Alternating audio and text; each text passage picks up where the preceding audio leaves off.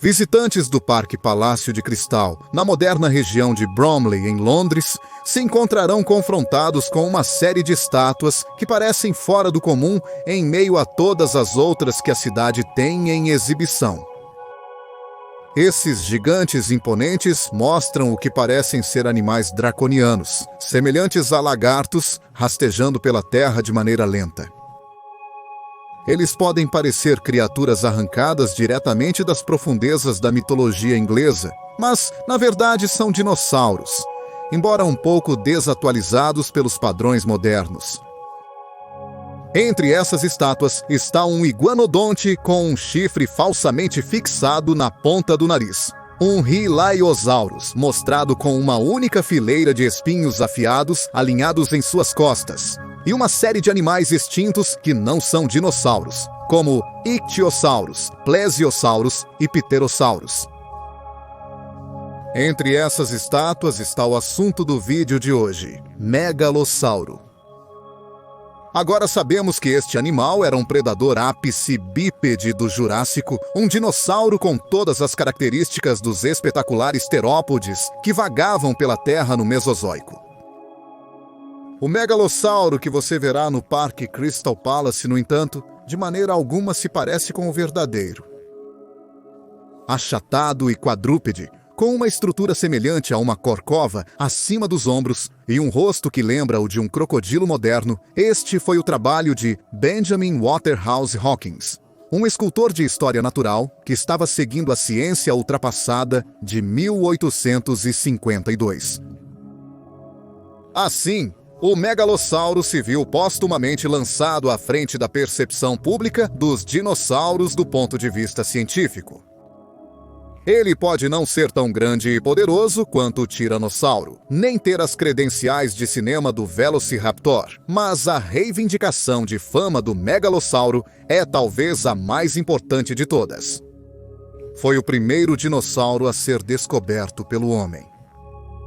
Foi por essa razão que as esculturas no Parque Crystal Palace foram encomendadas e ainda estão de pé até hoje. Megalossauro, então, será o tema do vídeo de hoje. Primeiro, vamos examinar como esse dinossauro foi oficialmente trazido à atenção do público, como e onde ele vivia nas profundezas da pré-história, e como era o mundo ao seu redor na época em que estava vivo. Junte-se a nós enquanto fazemos uma viagem no tempo para explorar uma das descobertas mais significativas de toda a ciência. Será uma espécie de viagem dupla no tempo hoje, enquanto exploramos não apenas o mundo em que o dinossauro vivia, mas também a época dos cientistas que trouxeram este animal de volta à vida em primeira instância.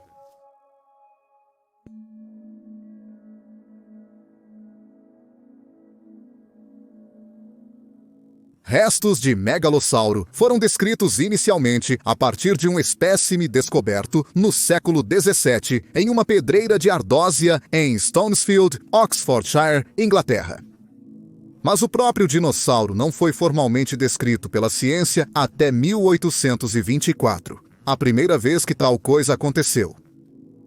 A descoberta, um osso dentário compreendendo a metade frontal da mandíbula inferior do animal, completa com dentes, foi adquirida pela primeira vez por William Buckland, um leitor de geologia na Universidade de Oxford. Olhando para a descoberta, não é preciso ser um paleontólogo para perceber o quão especial isso deve ter sido em 1824. Os dentes longos e curvados indicavam um grande e poderoso carnívoro, não muito diferente dos dragões do folclore inglês. Buckland apresentou os restos a Georges Cuvier, um anatomista comparativo e naturalista famoso. Cuvier comparou a descoberta com os dentes de lagartos modernos, o que pode ter ajudado a criar a primeira representação de dinossauros como bestas lentas que arrastavam a cauda e viviam em selvas e pântanos. Neste ponto, não se sabia que a descoberta de Buckland representava um dinossauro, um grupo de animais que até então seria novo para a ciência. De acordo com a interpretação de Cuvier, Buckland nomeou o animal de megalossauro, que significa grande lagarto em inglês. O termo dinossauro entrou em circulação em 1842, introduzido por Richard Owen, o infame biólogo conhecido por seu extenso trabalho na área.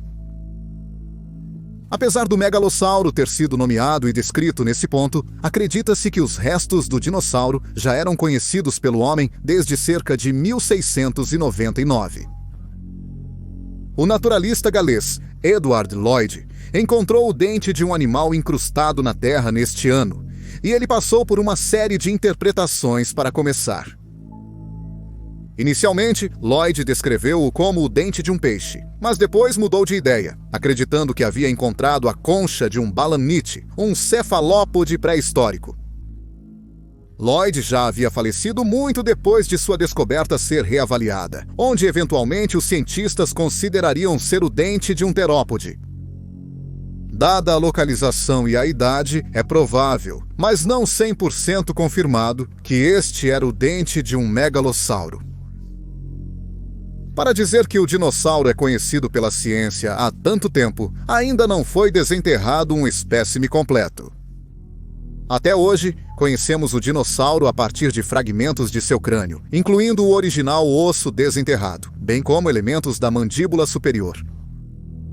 Vários ossos, tanto dos membros traseiros quanto dianteiros, são conhecidos, bem como elementos maiores do quadril e da pelve, mas os ossos das mãos e pés do dinossauro não foram descobertos. Os ossos vertebrais são conhecidos do pescoço, costas e cauda, mas estes são escassos no melhor dos casos. Ainda assim, eles nos dão uma boa indicação de como este dinossauro teria aparecido em vida, seguindo os erros cometidos nas reconstruções iniciais. Falando dessas reconstruções, a primeira foi na verdade criada por Buckland. Ele considerou o dinossauro como um quadrúpede semi-aquático, à vontade tanto em terra quanto nos antigos mares. A partir de suas discussões com Cuvier, suas reconstruções se assemelhavam muito a um lagarto, mas ele observou que as pernas eram mantidas eretas e não espalhadas como sua referência. Ele notou que o dinossauro teria medido cerca de 40 pés de comprimento e teria pesado aproximadamente o mesmo que um elefante africano moderno. As esculturas do Crystal Palace Park, que mencionamos anteriormente, surgiram em 1852, que viu Benjamin Waterhouse Hawkins trabalhando sob o escrutínio de Richard Owen para criar os animais à sua imagem científica. Owen encomendou os dinossauros para serem significativamente mais mamíferos do que as reconstruções iniciais de Buckland, criando o dinossauro com uma corcova acima dos ombros e um focinho longo, semelhante ao de um crocodilo. A corcova vem de uma série de espinhos dorsais altos adquiridos por Richard Owen em 1850, que hoje se entende que vem de um dinossauro completamente diferente. Beckel Spinax. Não foi até 1859 que os cientistas começaram a perceber que os dinossauros terópodes eram de fato bípedes. Isso foi um resultado direto da descoberta do Compsognathus, um pequeno e esguio animal semelhante a um pássaro, famosamente apresentado nos filmes do Parque Jurássico. Por mais desatualizadas que as esculturas do Parque Palácio de Cristal estejam hoje, elas ajudaram a criar a consciência pública sobre os dinossauros em primeiro lugar, e são uma parte importante da história paleontológica hoje.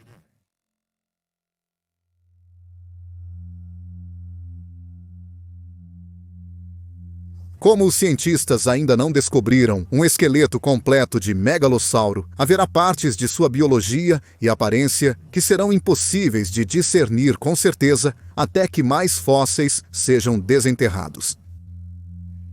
Dito isso, os elementos esqueléticos que temos cobrem partes importantes do corpo, e ainda podemos criar uma representação confiável de como esse animal pode ter parecido com base neles.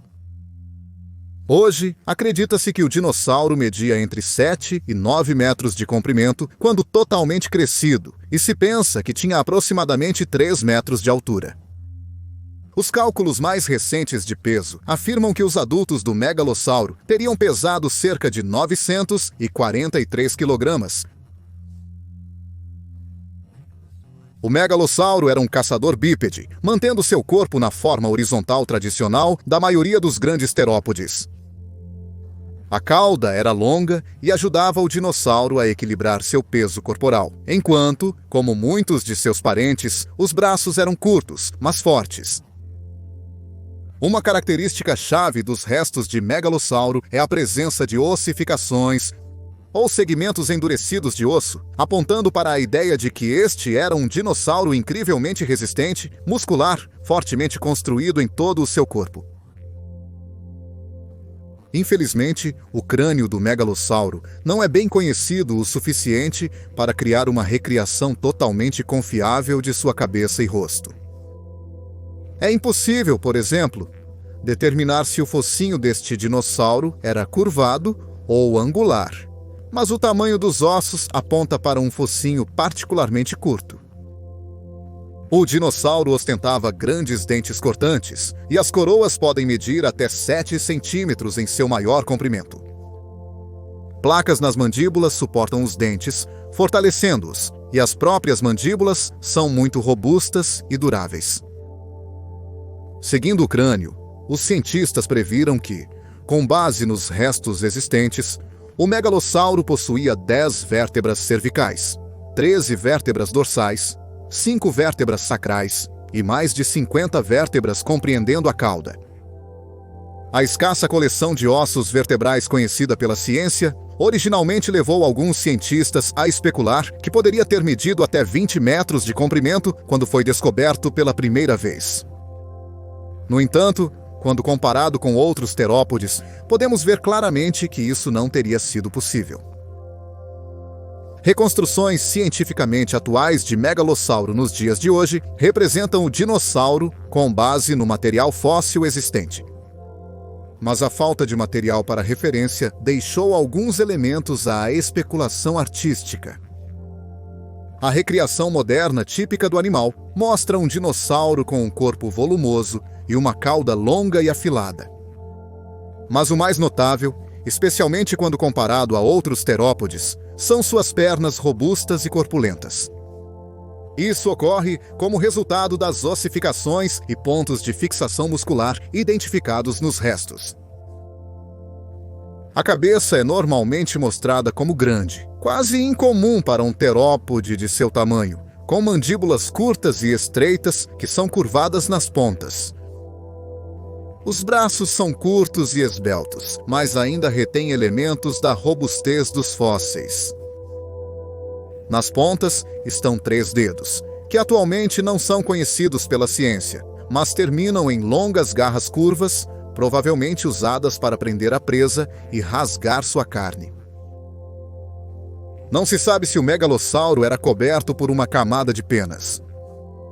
Dinossauros relacionados mostram algumas evidências de terem estruturas filamentares iniciais ao longo das costas e da cabeça, mas até agora o megalossauro não tem. Ainda assim, com base no entendimento científico moderno dos terópodes, o dinossauro é ocasionalmente retratado com uma fina camada de penugem nas costas, cabeça e pescoço. Contudo, foi necessário um tempo considerável para alcançar este estágio. As esculturas de dinossauros no Parque Crystal Palace representam nossas primeiras interpretações desses ossos, que na época eram praticamente alienígenas para a raça humana. As reconstruções iniciais foram exageradas para impressionar o público em geral, focando em chamar a atenção de sua audiência mergulhando na ciência. Não foi até por volta de 1900 que o megalossauro finalmente encontrou seus pés, por assim dizer. Por volta dessa época, anos de estudo do dinossauro levaram os cientistas a finalmente determinar que, como outros terópodes, ele certamente era bípede, e a reconstrução começou a avançar na direção certa. Como aquelas primeiras representações de Tyrannosaurus Rex que você pode ter visto em antigos livros e filmes de dinossauros, o megalossauro começou a ser retratado como um animal ereto, vagamente em forma de canguru. Seu corpo era mantido em um ângulo de 45 graus, mantinha a cabeça erguida, os braços estendidos à frente com os pulsos pronunciados, e arrastava a cauda pelo chão, utilizando-a para equilíbrio. Muitos dinossauros terópodes caíram nessa armadilha, e hoje se sabe que nenhum deles era preciso nessa época. Ainda assim, foi um passo em direção à maneira como vemos os dinossauros na era moderna. No final do século XX, graças às ilustrações de outros terópodes, como o Deinonychus, pelo paleontólogo Robert Baker, o megalossauro começou a aparecer aos olhos do público menos como um monstro e mais como um animal. Desapareceu a cauda arrastando e a postura ereta, em favor da representação mais comum na era moderna de grandes dinossauros terópodes segurando seus corpos horizontalmente enquanto caminhavam, com a cauda atuando como contrapeso para a grande cabeça, que por sua vez era mantida na direção oposta. Ainda assim, algumas dessas primeiras reconstruções de dinossauros eram encolhidas, uma armadilha que os artistas que trabalharam nos filmes do mundo jurássico nos últimos anos ainda caíram. Essas representações do megalossauro não levaram em conta as camadas de gordura e músculo que o dinossauro teria carregado em vida, basicamente mostrando-os em ilustrações como carne e osso. Agora estamos entrando em algo como uma segunda renascença dos dinossauros, onde as reconstruções modernas mencionadas estão começando a se infiltrar na consciência do público. Uma rápida pesquisa no Google de reconstruções de megalossauros feitas nos últimos 5 anos ou mais deve apresentar a você uma representação atualizada deste incrível predador, completa com o máximo de informações inferidas, tanto dos restos esqueléticos, estudos sobre paleobiologia e evidências obtidas de dinossauros relacionados, quanto possível.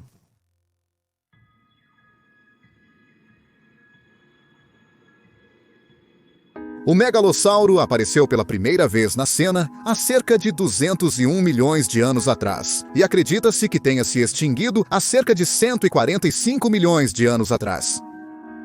Este período abrange o período Jurássico, a época em que os dinossauros realmente conseguiram dominar o mundo e se estabelecer como as grandes formas de vida dominantes vivendo na Terra. Presume-se que, dado o tamanho de seu corpo e a natureza de seus dentes, o megalossauro teria sido o predador de topo em seu ambiente, capaz de dominar e matar alguns dos maiores herbívoros da época.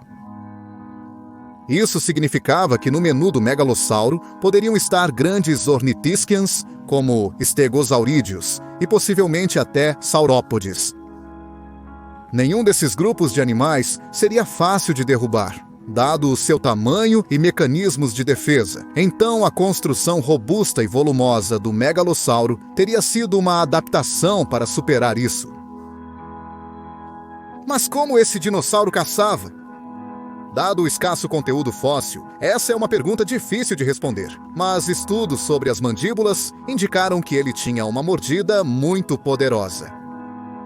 Dentro das fortes mandíbulas, grandes dentes afiados agindo como facas teriam sido a ferramenta perfeita para infligir uma ferida séria nas pernas, pescoço ou flanco de um grande dinossauro herbívoro, que também serviam como dispositivos de corte para fatiar a carne dos ossos de suas presas. Acredita-se que o megalossauro não teria a melhor visão e, por isso, pode ter confiado principalmente em seu senso de olfato para localizar e atacar animais presas. Ao atacar, as garras afiadas teriam sido usadas para prender e rasgar a presa, ajudando a garantir uma refeição sem que ela escapasse de seu aperto. Restos de megalossauro originários dos corpos de vários indivíduos foram encontrados juntos, e esses indivíduos estavam em diferentes estágios da vida. Alguns cientistas interpretaram isso como comportamento comunitário ou possivelmente até mesmo evidência de caça em grupo. No entanto, isso pode não ser nada mais do que uma coincidência interessante, e é desconhecido se o megalossauro caçava sozinho ou em grupo. Independentemente, acredita-se que o megalossauro teria sido o predador no topo de seu ecossistema, com apenas outro megalossauro ou um infeliz acidente de caça representando uma ameaça para ele quando totalmente crescido. Nós temos evidências diretas de que o megalossauro sofreu tais lesões na forma de uma costela fraturada. O osso está inchado em sua base, o que os cientistas determinaram ser a consequência de uma ferida curada, talvez sustentada por um encontro com uma presa formidável ou uma batalha por território ou competição com um indivíduo da mesma espécie.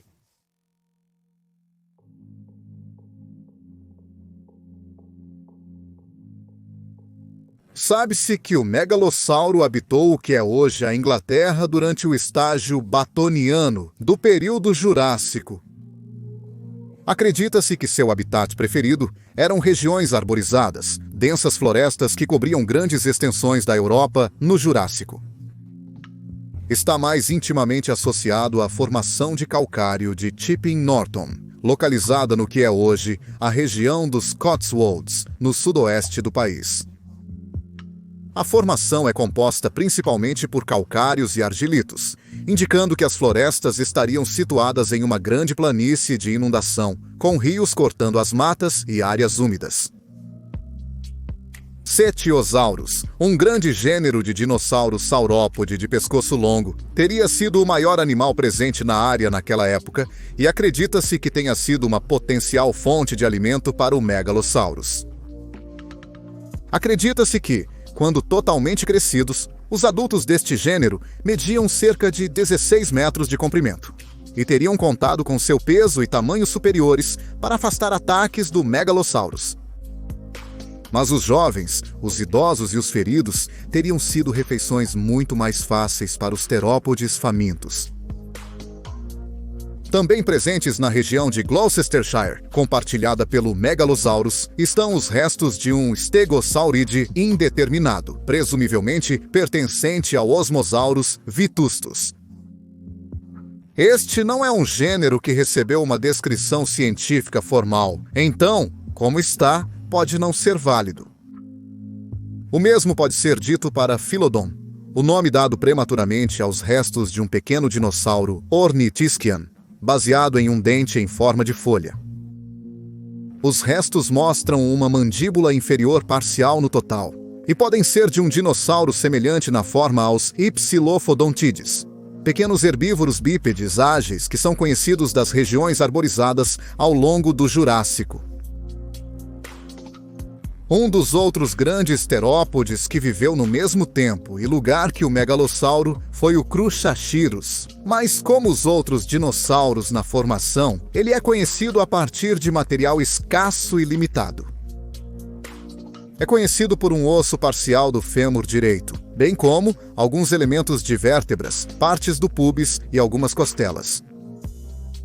Acredita-se que represente um animal muito basal em uma das 3 linhas evolutivas. Ou ele se situa na linha que eventualmente levou as aves, a linha que levou aos dinossauros como os megalosaurídeos posteriores, ou alternativamente é um membro extremamente basal do clado Tetanarai.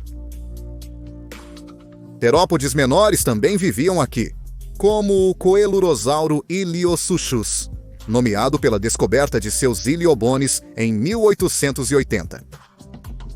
É um gênero duvidoso em termos de sua validade, mas, se legítimo, pode ter sido um parente distante, mas provavelmente não um ancestral direto dos icônicos tiranosaurídeos do período Cretáceo.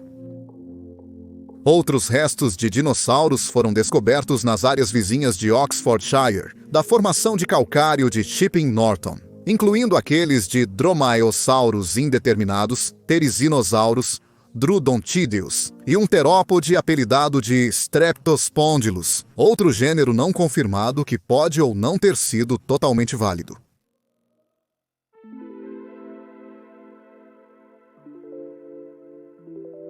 Megalosaurus foi, em 1869, colocado dentro de uma família nomeada após ele, Megalosauridae.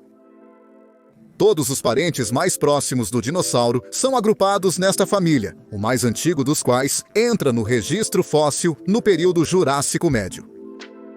Acredita-se que os megalosaurídeos representam a primeira vez que grandes terópodes conseguiram se irradiar em várias espécies e adaptações diferentes, mas ainda eram um grupo basal primitivo de dinossauros. A família foi estabelecida pelo biólogo inglês Thomas Huxley, que reconheceu o fato de que muitos dos dinossauros associados a este grupo são duvidosos e não confirmados, mas possuem muitas semelhanças. Alguns paleontólogos modernos questionaram a validade da família como um todo, com base no fato de que há falta de evidências para alguns de seus membros como gêneros válidos. Outros, após analisar seus membros, acreditam que ela deveria existir. Até hoje, ela é considerada válida, mas se isso continuará no futuro, é desconhecido. Os megalosaurídeos são caracterizados pelo seu grande tamanho, forma bípede, crânios frequentemente baixos e longos, falta de cristas oculares distintas e narinas que se estendem sobre os dentes pré-maxilares. A família é dividida em duas subfamílias. Estas são Megalosaurinae, que contém todos os dinossauros mais intimamente relacionados ao megalossauro do que ao extremo polar da família Afrovenidor, e Afrovenitorinae, que contém dinossauros mais próximos ao Afrovenidor. De acordo com o modelo de 2016 da família, os parentes mais próximos conhecidos do megalossauro são Torvossauro e Weyerhavenidor. O primeiro é um predador robusto e volumoso, famoso por suas longas mandíbulas, conhecido por ter prosperado em duas espécies distintas na América do Norte, Europa e África.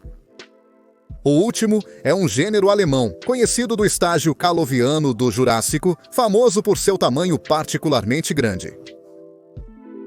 O único outro gênero confirmado e nomeado dentro de Megalosauridae é Duria venator, outro megalosaurídeo inglês do Jurássico Médio, mas que viveu no estágio boeotiano mais antigo. Também foi descoberto muito depois do homônimo da família, em 1974. O homônimo de Afrovenatorinae, Afrovenator, vem, como o nome sugere, do continente africano. Especificamente, este dinossauro foi descoberto na formação Tiororan, da região do Saara, no Níger. É o único megalossauro que estava presente no antigo continente de Gondwana, indicando, para surpresa dos cientistas, que esses dinossauros foram capazes de atravessar em algum momento no Jurássico. Também estão intimamente relacionados ao Afrovenidor os megalosaurídeos Dubriolosaurus, Magnesaurus, Pivotosaurus e Eustreptospondylus. Este último foi apresentado brevemente no icônico documentário científico da British Broadcasting Corporation, Caminhando com Dinossauros, onde foi mostrado sendo consumido por um Liopleurodon extremamente grande. Surpreendentemente, acreditava-se que existiam dezenas de espécies individuais de megalossauros. Isso levou a ser conhecido como um taxon lixeira, onde os restos de muitos animais relacionados são classificados sob o mesmo nome, com pouca certeza em algumas ocasiões. Até o início do século XX, muitos parentes do megalossauro foram nomeados sob diferentes espécies dentro do gênero megalossauro. Isso mudou hoje, e existe apenas uma espécie certamente válida, Megalosaurus bucklandii, cujo nome específico homenageia seu descobridor científico. Agora, as espécies obsoletas de megalossauro incluem Megalossauro hungaricus, Megalossauro incognitus, Megalossauro horridus, entre outros. Isso levou a muita confusão entre os cientistas que estudavam o dinossauro mais adiante, mas também os ajudou a entender que a evolução dos terópodes era de fato muito mais matizada do que os primeiros cientistas os teriam levado a acreditar. Uma quantidade impressionante de rotas e linhas evolutivas separadas estavam todas ocorrendo simultaneamente, e nem todos os dinossauros eram adequados para serem adicionados ao mesmo gênero.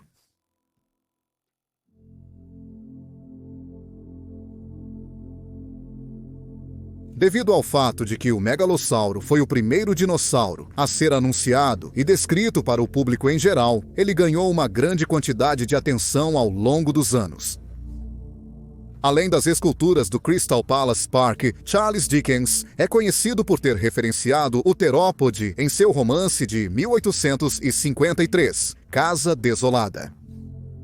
Sua descrição foi fiel às esculturas do Crystal Palace Park, pois ele imaginou um megalossauro parecido com um lagarto pesado caminhando por Londres. Em 2013, o Royal Mail do Reino Unido emitiu um selo de edição limitada com uma imagem de megalossauros. E após isso, em 2020, a Royal Mint, com a ajuda do paleoartista Bob Nichols, emitiu uma moeda especial de 50 pence com o dinossauro no reverso.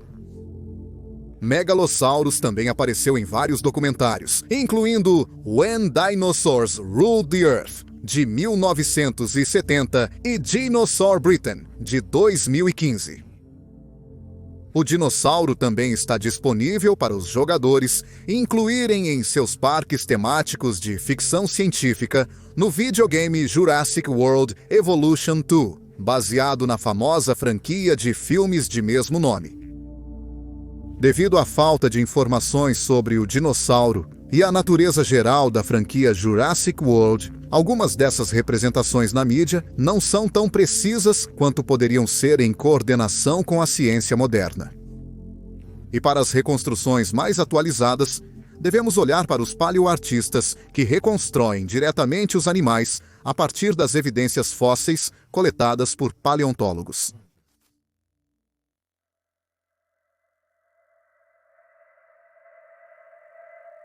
Então, essa é a história de como os dinossauros se tornaram conhecidos pela ciência, e a história do primeiro deles a ser nomeado e descrito para o público em geral.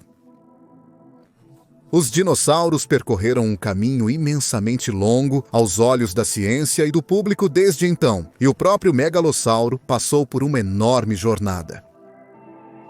Desde suas origens como um quadrúpede pesado, essencialmente um urso réptil, ele evoluiu para a criatura que agora é vista como um poderoso bípede com longas garras e dentes estalando, perfeito para derrubar animais tão grandes quanto os poderosos saurópodes com os quais compartilhava a Terra.